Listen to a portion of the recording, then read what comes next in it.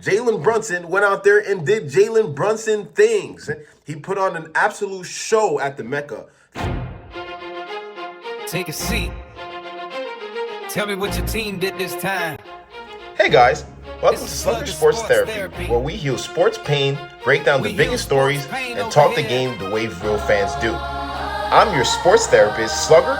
Let's get into today's session.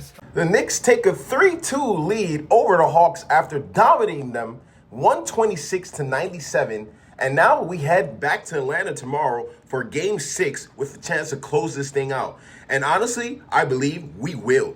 There were a bunch of takeaways from last night's game, but first and foremost, I loved how the Knicks dominated from the opening tip. Once they took control late in that quarter, they never looked back. And here's a fun fact. From that point on, the lead never got closer than 9 for the rest of the game. That is huge.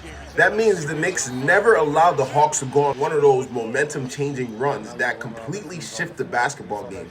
We've seen that happen way too often in this sport. One quick run, one hot stretch, and suddenly a game changes. The Knicks were determined not to let that happen. That's exactly what I like to see because, quite frankly, they are the superior team. And sometimes you have to remind your opponent who's boss. No disrespect to the Hawks. They are a good team, but they are not on our level. And they should not be hanging around with us like they did earlier in the series. Now that we've established that, I've got several players I need to give flowers for their performances last night. Let's start with my guys, OG Anunoby and Karl-Anthony Towns / the Big Bodega. Both of them showed that sometimes things are better in doubles because they each recorded a double-double in points and rebounds. And I've been saying this. I thought the Knicks were better off leaning on Cat, the Big Bodega himself, to help carry the squad in the series. Why? Because he is simply bigger and stronger than anyone Atlanta could throw at him. They cannot guard him at all. And he proved that last night by shooting 71% from the field. On top of that, he stretches the floor as a big man, which makes him even more dangerous. That is why he's one of the most skilled bigs to ever play the game. And he's going to continue to be a major force for us throughout these playoffs. Now, I will admit something. I was wrong about one thing. I questioned whether Brunson could still be fully effective as a number one option with how aggressively the Hawks have been scheming to lock him down. Well, Jalen Brunson went out there and did Jalen Brunson things. He put on an absolute show at the Mecca. 39 points, 15 for 23 from the field. Now, in case you're wondering, that is 65% shooting, and he also shot 60% from three. That is superstar stuff. That is franchise player stuff right there.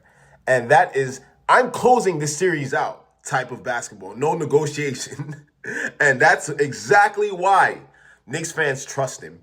Now, those three weren't the only guys who stepped up. You have guys like Jose Alvarado, who had himself a really solid game too. He knocked down a pair of triples and finished with 12 points. Jeremy Sochan, in just 3 minutes of playing time, somehow managed to give us 10 points and help to keep the game buried. Now, that just shows that how complete this win was. Coach Mike Brown was able to utilize 14 players in a playoff game last night. 14. That is so rare. That means your team is handling business so well that your bench basically gets invited to the party.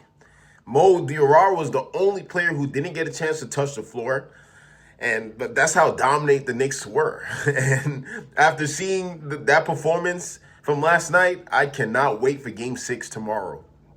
Now, shifting gears a little bit, later today, the Orlando Magic look to close out their series against the Detroit Pistons.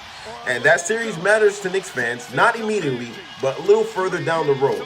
And I've got to give Orlando a lot of credit because their guys have shown up this series. Paolo Banchero, Franz Wagner, Wendell Carter Jr., Jalen Suggs, and Desmond Bane have all been playing really good basketball and helping this team push forward. They're trying to become the seventh number 8 seed to eliminate a number 1 seed. And honestly, I'm all here for it. Chaos in the playoffs is always good television. Now, let's talk about the series that impacts us more directly, assuming, of course, the Hawks don't somehow pull off a miracle, which I do not believe that's going to happen. So, the Sixers forced the Game 6 against the Celtics yesterday. Philadelphia beat Boston 113-97 behind Joel Embiid and Tyrese Maxey, who combined for 58 points. Yeah, that sounds familiar, right, Knicks fans? They run it back tomorrow at 8 p.m., just 1 hour after our game begins. And if we advance, yes, actually when we advance, yes, I'm saying when, if not if, don't at me if I'm wrong though, we'll be facing the winner of that series. And yes, I will absolutely be scoreboard watching. And finally, there are 3 playoff games tonight. Like I mentioned earlier, the Magic will try to advance. The Lakers will try to complete the gentleman's sweep against a KD-less Rockets team. And Cavaliers versus Raptors is basically a swing game because the winner takes control of that series. So, basketball fans, enjoy the game. Because as long as there's basketball, it's always a good day. And if your team got you stressed, come talk to me. If your team got stressed, come talk to me. Wins or losses, yeah, there's therapy. From the heartbreak place to the victory, you got problems, Slug got the remedy.